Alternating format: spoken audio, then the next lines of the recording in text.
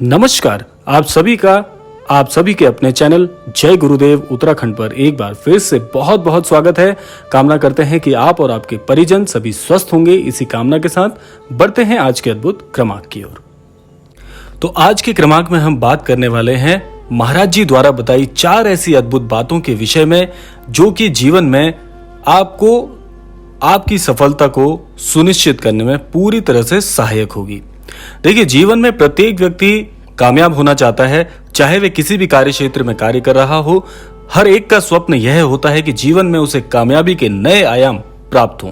तो आइए बिना समय व्यर्थ किए हुए बात करते हैं उन 4 बातों की जो कि महाराज जी ने आपकी सफलता के लिए सुनिश्चित की हुई है।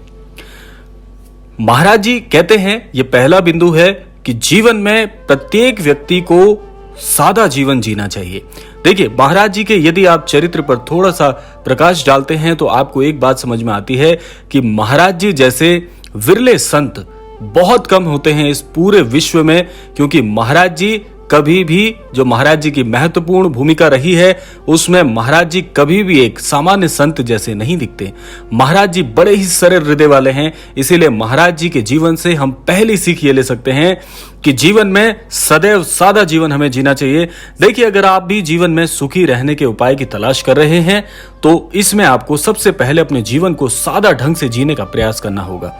जीवन में जितना सादा रहेंगे उतना ही आपका जीवन सुखमय रहेगा। आजकल का जीवन तो वैसे चकाचौंध से भरपूर है, लेकिन असली जीवन का ढंग तो सादा ही होना चाहिए। इसके साथ साथ मैं एक अंक और जोड़ना चाहूंगा कि महाराज जी साक्षात श्री हनुमान जी के अवतार हैं और हनुमान जी के जीवन पर भी यदि आप प्रकाश डालते हैं तो आपको एक बात दोनों में सामान्य नजर आएगी, वह यह है कि दोनों का ही जीवन बड़ा ही सरल, बड़ा ही सहज और बड़ा ही सेवामयी रहा है। हनुमान जी भी श्री राम जी की भक्ति में इतने तल्लीन हैं कि हनुमान जी अपने आप को भक्त कहने की बजाय सेवक कहते हैं। तो सेवक का आशय यह होता है कि महाराज जी की अगर आप शक्ति का अंदाजा लगाना चाहें तो महाराज जी की शक्ति अनंत है, लेकिन उन्हें इस बात पर बिल्कुल भी मान नहीं है। इसीलिए वे सामान्य जीवन को जीना ही बेहतर मानते हैं। तो यह है मुख्य बिंदु। अब हम बात करते हैं दूसरी अद्भुत बात की। महाराज जी कहते हैं कि जीवन में सदैव हंसमुख रहना चाहिए और यह बात भी आप महाराज जी से ही सीख सकते हैं। महाराज जी को आपने बहुत कम कभी ऐसा किसी भी चलचित्र में देखा होगा जिसमें महाराज जी बड़ी गंभीर मुद्रा में रहते हैं। महाराज जी बहुत ही मस्त रहते हैं, महाराज जी बहुत ही हंसमुख मुद्रा में रहते हैं और महाराज जी से आप यही बात सीख सकते हैं, क्योंकि जीवन में जिस प्रकार का जीवन आज का हो गया है उसमें गुस्से का माहौल होना, गुस्से का स्वभाव आना बड़ा ही प्राय देखा जाता है जीवन में। तो जीवन में सुख की अभिलाषा तो हर कोई करता है कि जितने भी जीवन में जीने के दिन मिले हैं सब के सब अच्छे ढंग से गुजरें, यही कामना करनी चाहिए। लेकिन अगर आपको सुखी रहना है तो अपने आप को गुस्से से दूर रखना होगा, वरना कुछ ही क्षणों का गुस्सा अपने पूरे जीवन भर को दुखी करता रहेगा, आपको परेशान करता रहेगा। इसीलिए बेहतर है कि गुस्से से दूर रहें।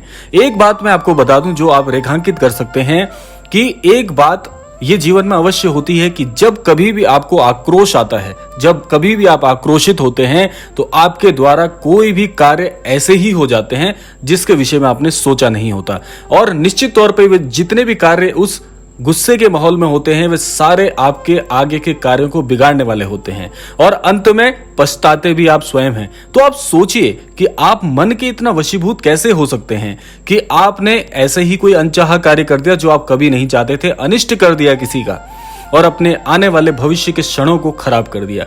इसीलिए गुस्से का प्रभाव जीवन में होना ही नहीं चाहिए। हर बात को हंसते हुए, खेलते हुए, मुस्कुराते हुए टाल दीजिए। गुस्से को जब भी कोई बुरा कोई कार्य यदि आपके द्वारा होने की संभावना हो तो ऐसे कार्यों को टाल दें और अच्छे कार्यों को टालने की बजाय आज से, अभी से, इसी क्षण से करना शुरू करें। निश्चित तौर पर आपको सदैव अच्छा माहौल, अच्छी परिस्थितियां मिलेंगी। अब बात करते हैं तीसरी अद्भुत बात की जो महाराज जी हमें सिखाते हैं कि सदैव ईश्वर के प्रति आस्थावान रहें। अब देखिए, यह बात महाराज जी से आप कैसे सीख सकते हैं। देखिए, महाराज जी सदैव एक बात बोलते हैं, हम कभी भी शिष्य नहीं बल्कि भक्त बनाते हैं। और भक्त कौन होता है? जो ईश्वर में आस्था रखता है, ईश्वर में विश्वास रखता है। लेकिन आज सबसे बड़ी जीवन में परेशानी क्या आ रही है कि भले ही हम यह बाहर से दिखावा कर लें कि हम ईश्वर के प्रति आस्थावान हैं, लेकिन जरा सा कष्ट, थोड़ा सा भी कष्ट यदि हमारे जीवन में आ जाता है तो हम ईश्वर को भी लांछन लगा देते हैं कि ईश्वर तो मेरे से रुष्ट है, मेरे जीवन में ही ऐसी घटनाएं क्यों होती हैं। मैंने तो सदैव इस ईश्वर के प्रति सच्चा विश्वास रखा, सच्ची आस्था रखी, लेकिन मेरे जीवन में इतनी कठिन परिस्थितियां क्यों आ जाती हैं। आप यह नहीं सोचते कि इतने अद्भुत पल ईश्वर ने हमारे जीवन में हमें प्रेषित किए, हम उनका शुक्रिया अदा करने की बजाय ईश्वर की एक छोटी सी, जो कि ईश्वर नहीं बल्कि वह कार्य भी, जो अनिष्ट आज आपके साथ थोड़ा बहुत जो होता है, यदि वह आपके जीवन में आता है तो उस पर भी आप ईश्वर को कोसते हैं। लेकिन आप यह नहीं सोचते कि जो मुसीबत आज आपको दिख रही है, हो सकता है कोई बड़ी मुसीबत टालकर ईश्वर ने छोटे एक कम कष्ट में आपके जीवन में उसे टाल दिया हो।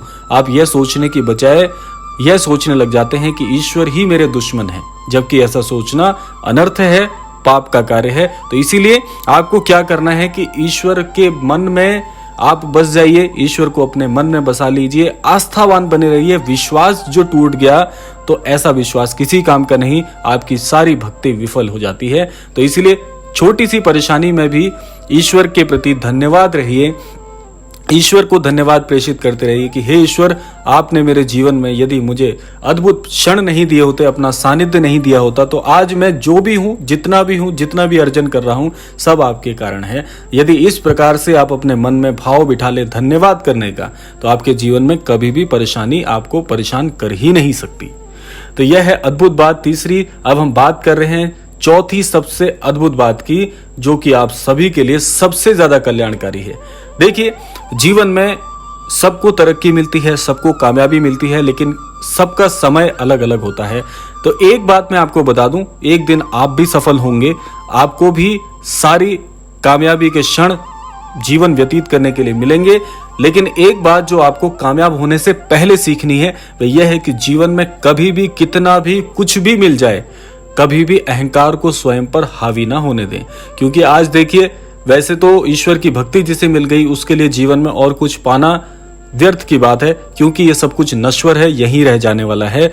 लेकिन यदि आपको ईश्वर की कृपा से थोड़ा बहुत यदि अर्थ प्राप्त हो जाए, ज्ञान प्राप्त हो जाए, कुछ भी आपको उपलब्धि हासिल हो जाए, अहंकार को मन पर हावी मत होने दीजिएगा।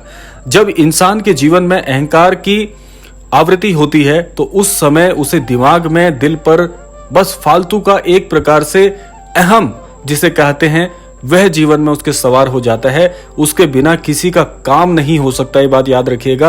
अहंकार जीवन को धीरे धीरे बर्बादी की कगार पर ले जाता है। इसलिए अच्छे और सुखी जीवन के लिए अहंकार को जीवन से बाहर कर दें। और एक बात ध्यान रखिए, जो सबके सुख की, सबकी भलाई की कामना करते हैं, ऐसे लोगों को जीवन में स्वयं ही उनके लिए ईश्वर मार्गदर्शन प्रदान करते हैं। ऐसे लोगों को ईश्वर स्वयं आगे लेकर जाते हैं, क्योंकि ईश्वर जानते हैं कि अगर इस अमुक व्यक्ति को मैंने जीवन में कामयाब बनाया तो यह और भी कई लोगों की सहायता करने में पूर्ण रूप से सक्षम होगा।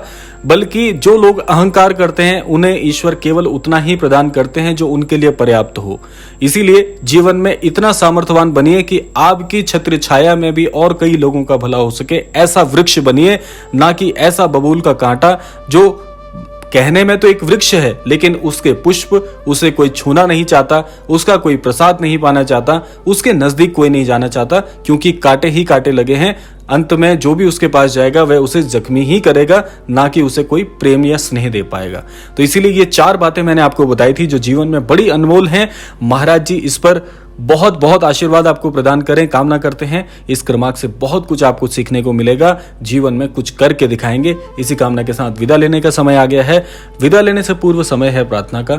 यही प्रार्थना करना चाहूंगा कि सभी को ईश्वर सामर्थ्यवान बनाए, महाराज जी सभी को सद्बुद्धि सन्मति प्रदान करें और इस संपूर्ण सृष्टि का कल्याण हो। इसी कामना के साथ विदा लेते हैं, मिलते हैं अगले क्रमांक में। तब तक के लिए जय श्री राम, जय गुरुदेव, जय उत्तराखंड।